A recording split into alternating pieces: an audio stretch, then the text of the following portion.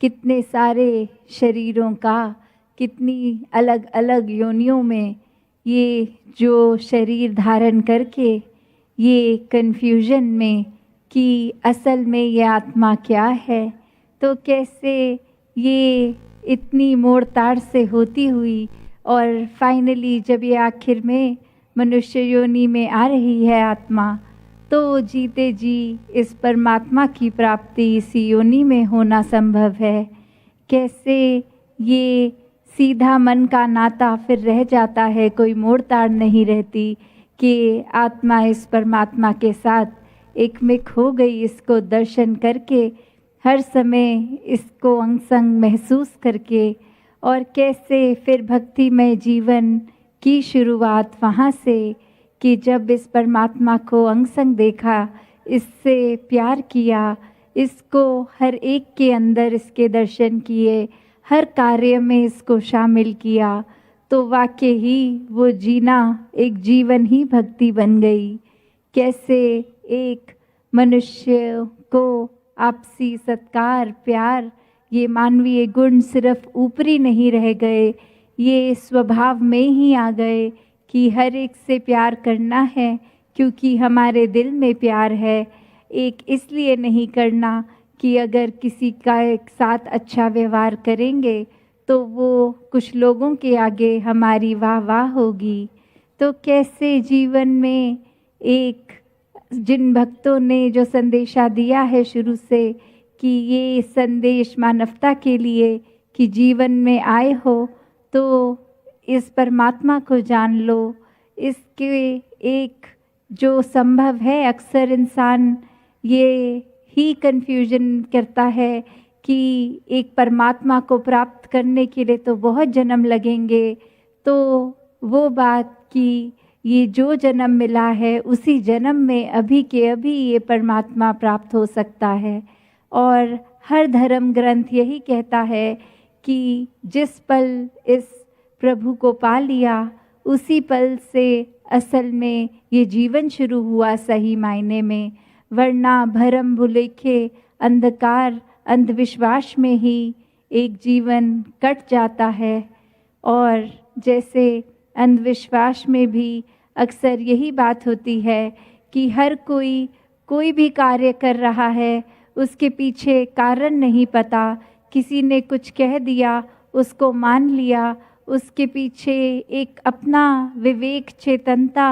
बुद्धि नहीं लगा के सोची कि किसी ने कह दिया और हमने एक बस मान लिया, इसके पीछे कोई लॉजिक अगर नहीं तो वो एक अंधकारमय बात है। इसी को और दासी एक स्पष्ट करने के लिए एक कहानी का सहारा लेगी कि कैसे एक विवाह में किसी ने जब एक नई बहू ने घर में आना तो घर के आंगन में एक बिल्ली बहुत ज़्यादा घूम रही और वो सारे गेस्ट को भी जो आए थे मेहमान उनको भी तंग कर रही थी। तो कैसे एक उस समय के लिए एकदम इमीडिएट सल्यूशन की एक फटाफट अब हम क्या करें, तो वो बिल्ली को एक टोकरी में थोड़ी देर के लिए डाल दिया और अब वहाँ बहू का प्रवेश उस घर में, और उसने एक ये बात देखी कि यहाँ एक स्वागत होता है तो एक बिल्ली को टोकरी में डालकर स्वागत भी किया जाता है, घर के कोने में वो बिल्ली टोकरी में रहनी ज़रूरी। और आगे जब बहुत वर्ष बीत गए, अब उसकी जो घर में बहू आनी तो तब एक खास बिल्ली मंगवाकर, एक खास टोकरी मंगवाकर उसको घर में रख दिया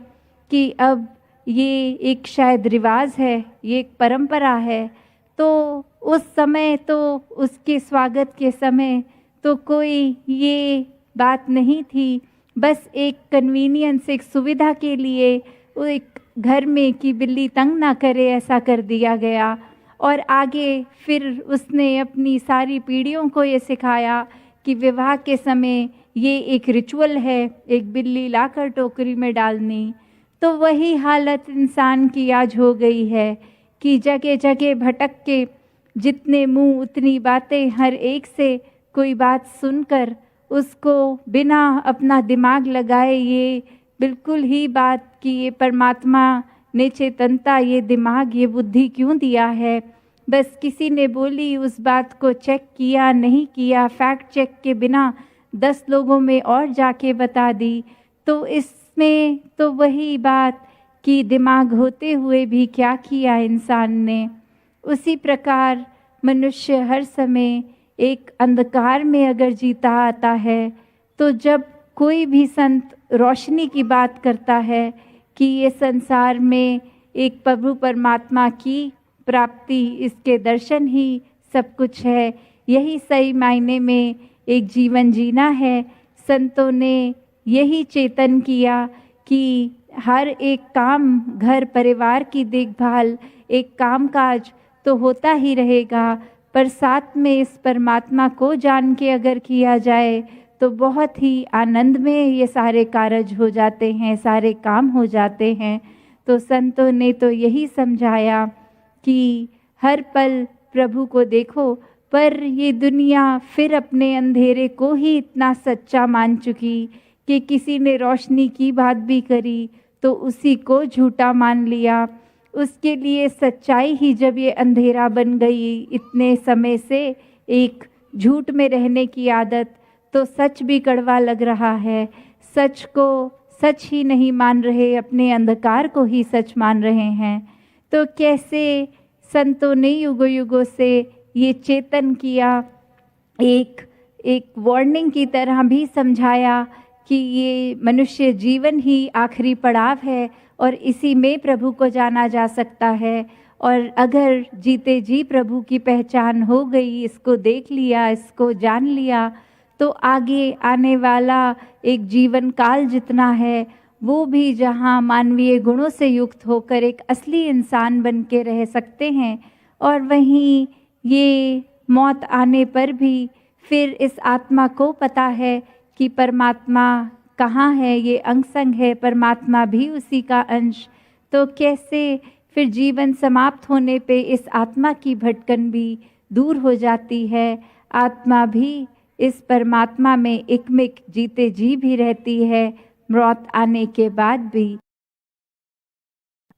तो किस तरह एक जीवन में ये ब्रह्म ज्ञान, ये समझ, निराकार देखना अंग संग,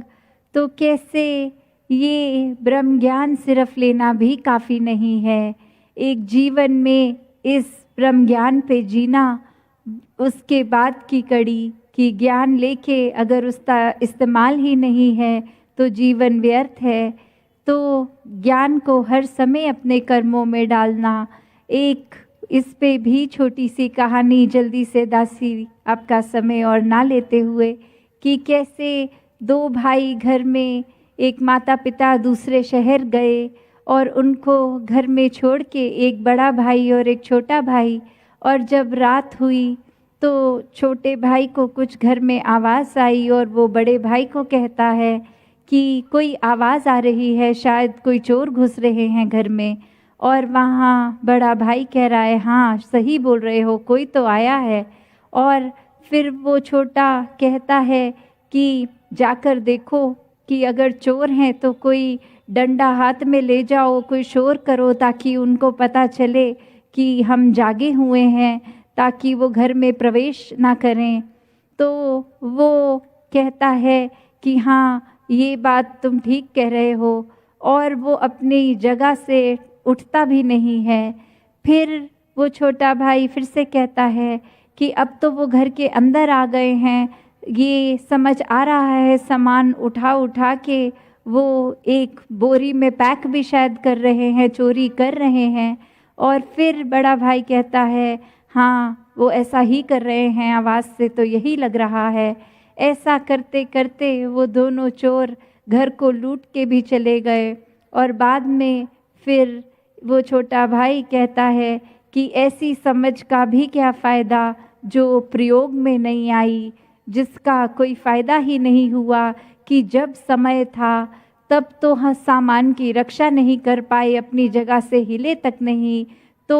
वो समझ आनी कि हाँ अभी चोर आ रहे हैं, अभी आ गए, अब चोरी कर ली, अब चले गए। तो वो एक अब पछताए होत क्या, जब चिड़िया चुग गई खेत वाला हाल, कि अब चोरी हो गई है, अब क्यों हिल रहे हो अपनी जगह से, उस समय तो कुछ किया नहीं चोरी रोकने के लिए। तो कैसे एक वो बात कि ज्ञान अगर ले लिया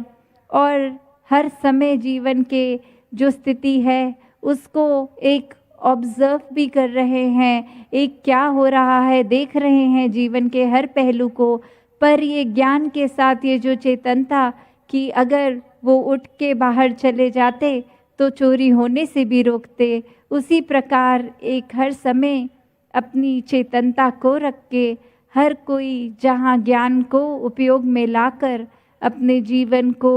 एक सुंदरमय जीवन जी सकता है। और इसके आश्रय ही फिर सारे डिसीजंस जीवन के एक संतमति के अनुसार हो जाते हैं कि संतों की सोच को अपनाकर एक जीवन हम भी संतों वाला जीते हैं। तभी एक सत्संग का भी महत्व इतना है कि एक सत्संग जब भी मिले तब कर ली जाए, क्योंकि संत